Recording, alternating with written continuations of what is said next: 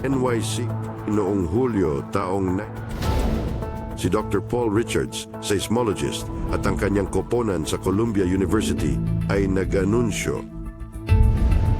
Nalaman na ang pag-ikot ng ibabaw ng Earth ay 24 oras. Ang iron core sa gitna ng planeta ay talagang umiikot ng mas mabilis. Sila ay sumusukat sa pag-ikot ng core ng Earth na may kaugnayan sa ibabaw at hindi ito pareho. At nagbigay ito ng ideya ng disconnect. Baka hindi ito lava, maaaring hangin.